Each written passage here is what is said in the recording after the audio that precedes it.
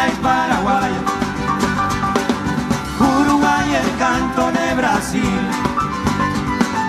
Mi guitarra suena. Muy bien, segundo bloque de Mirada Sur. Amadeo, lo decíamos, la semana pasada tuvimos la oportunidad de poder estar con Fernando González Llort, que es uno de los 5 héroes cubanos. ¿Quiénes son los 5 héroes cubanos? Son 5 luchadores antiterroristas que fueron a Miami, al sur de la Florida, a desarticular algunos de los atentados que estaban siendo perpetrados o pergeñados, mejor dicho, por la comunidad anticastrista de ese lugar, de la Florida, ¿no es cierto?, de Miami. Un trabajo de inteligencia, un trabajo arriesgado. En esa labor fueron aprehendidos y llevados a las mazmorras del imperio, a las cárceles de Estados Unidos, condenados a 16, 17, 18 años y más. Fernando González Llort es uno de ellos, estuvo más de 16 años y en el 2014 pudo salir y volver a Cuba. Él antes había estado en África con tantísimos internacionalistas cubanos que lucharon en Angola, ¿no?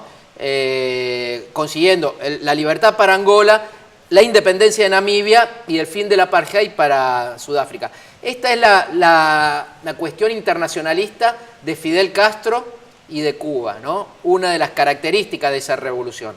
Por eso le preguntábamos, por empezar, a Fernando González Llort, cómo se siente ser un héroe en una tierra de héroes, ¿no? Desde Martí hasta Fidel, en el medio hay miles y miles de héroes y de gente que ha dado su vida a la revolución. Y la pregunta en definitiva era si él sentía que había entregado la vida.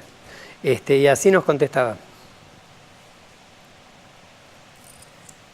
¿Le has entregado la vida? Bueno, no creo que le haya entregado la vida. Yo tengo 53 años, todavía me quedan. Y no extrañaría que te vayas a otro lado ahora. Lo que te puedo asegurar es que los años que me queden por vivir también van a estar vinculados al trabajo y a lo que yo pueda aportar, donde se considere que yo puedo ser útil. No te quepa la menor duda de eso. Y es una cuestión de que nos sentimos parte de ese proyecto social. Estamos convencidos de la justicia de ese proyecto social. Estamos convencidos de las dificultades que tenemos, de las cosas que tenemos que mejorar, de las cosas que tenemos que cambiar para ser más eficientes, para alcanzar mayores grados de justicia, de los que tenemos, que ya son muchos.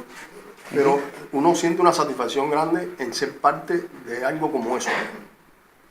Y de que el sentido de la vida de uno esté vinculado a un proyecto que va mucho más allá de uno como individuo.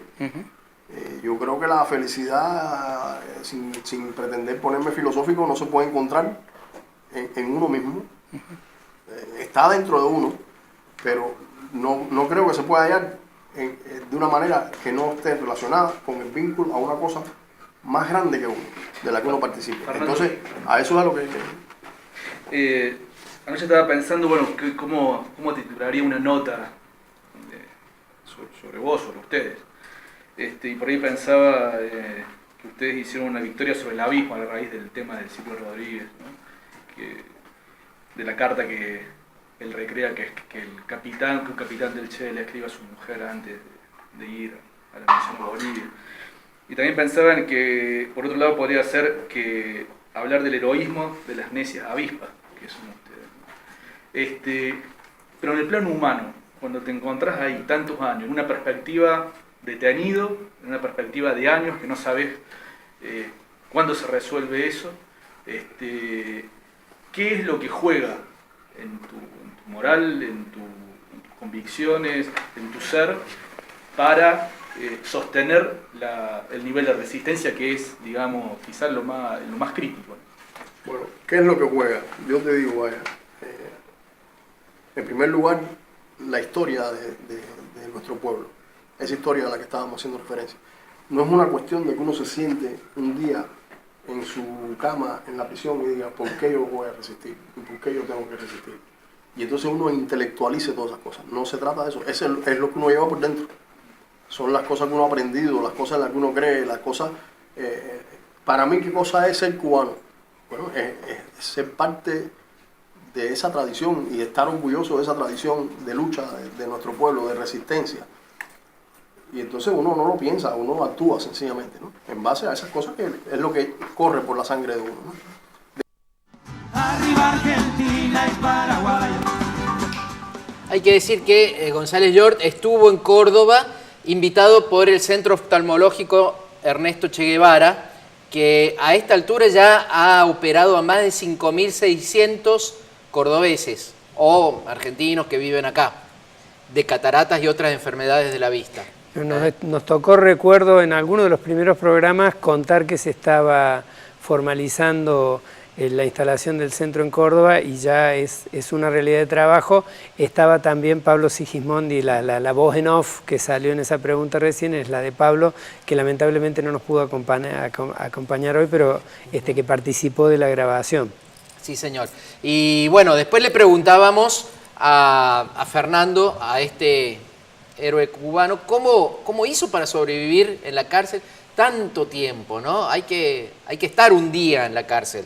No, y 16 años tuvo. En las condiciones de la acusación que ellos habían recibido, porque concretamente se los acusaba de haber promovido acciones terroristas en Estados Unidos, todo lo contrario de lo que estaban haciendo, que era prevenir precisamente acciones planificadas en territorio cubano. Entonces la pregunta era, ¿cuántos años tuvo? 16. 16 años.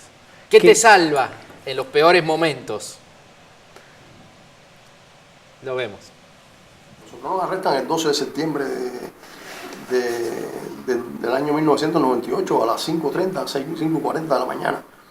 A mí no me tomó un segundo pensar que a mí no me iban a dejar atrás. ¿De qué manera? Yo no lo podía pensar. Yo no lo podía saber. Y te digo con toda honestidad, y eso lo he dicho en otros momentos, a mí me sorprendió también que la decisión política del país fuera que la manera de luchar por nuestra libertad fuera a través de una campaña pública. Porque normalmente en estos temas lo más común es tratar de negociarlo por debajo de la mesa, esas cosas no salen a la publicidad, pero es otra de las genialidades de Fidel, ¿no? Y entonces una de las cosas es que la historia, ¿verdad? Fidel es un individuo que entre las tantas razones por las cuales es tan grande es la capacidad de asumir un revés y convertirlo en una victoria. Y lo hizo nuevamente. Entonces, cuando uno estaba involucrado en las tareas en las que estábamos involucrados nosotros, tú sabes por qué tú estás yendo a la batalla y tú sabes quién está dirigiendo esa batalla. Y tú tienes absoluta confianza también en que pase lo que pase, usted no va a quedar abandonado. Vuelvo a lo mismo, no es una cosa que yo tuve que intelectualizar, es una cosa que está dentro de uno, en las cosas en las que uno cree, en las cosas que... Y no es que uno crea porque se lo han dicho, es que uno cree porque eso es lo que ha hecho la historia, lo que se ha hecho en la historia.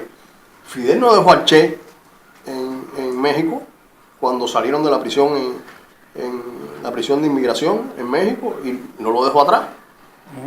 Y Fidel paró el Granma antes de desembarcar para buscar a una persona que había caído al mar. Y dijo, aquí no se abandona hasta que no aparezca la persona. Bueno, esto es lo importante, ¿no es cierto? Yo sabía que no me iban a dejar atrás. No sé cómo, pero sabía que a mí también me iban a buscar. Claro, y esa estrategia del comandante en jefe, que siempre marcaba el rumbo, Fidel, ¿no? Así como todo lo que sucedió en África fue decisión de Fidel Castro.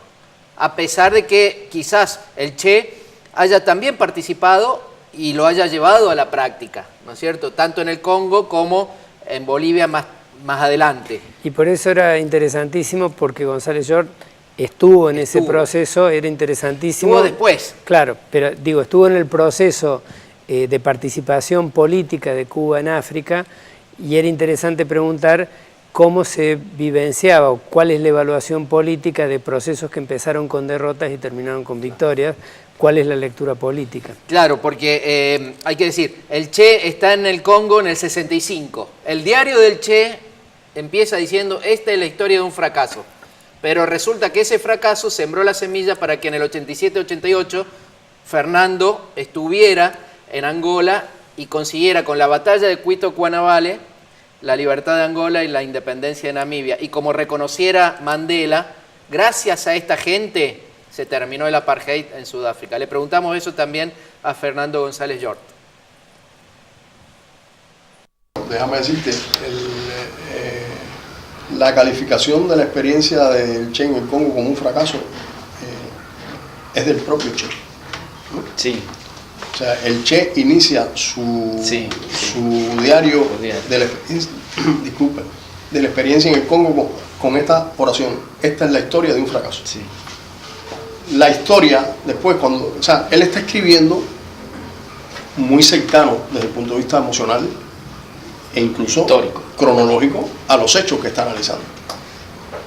No tenía todavía la perspectiva de separarse cronológicamente e históricamente de esos hechos y hacer una valoración más exhaustiva. Yo, por supuesto, entiendo por qué él lo califica de esa manera, pero visto desde el punto de vista histórico, no fue un fracaso. No se puede calificar como un fracaso.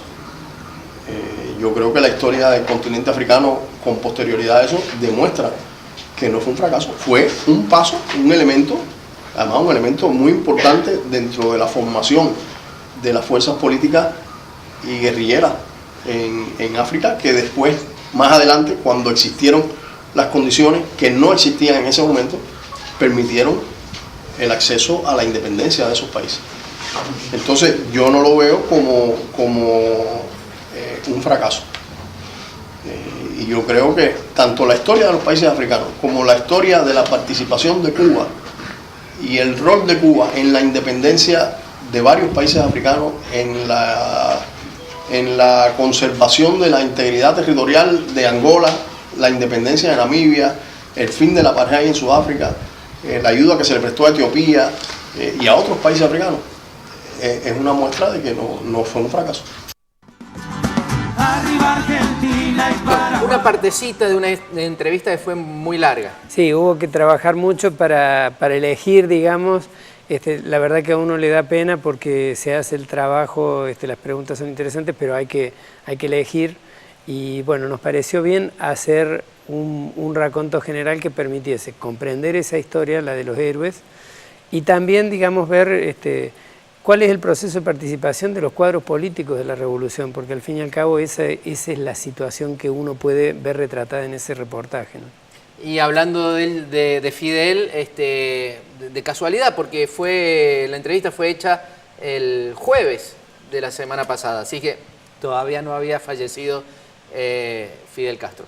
Bueno, vamos al corte y enseguida sí vamos a meternos, esta vez, personaje de la historia, dedicada a quién sino, a Fidel. Ya venimos. Arriba Argentina y Paraguay,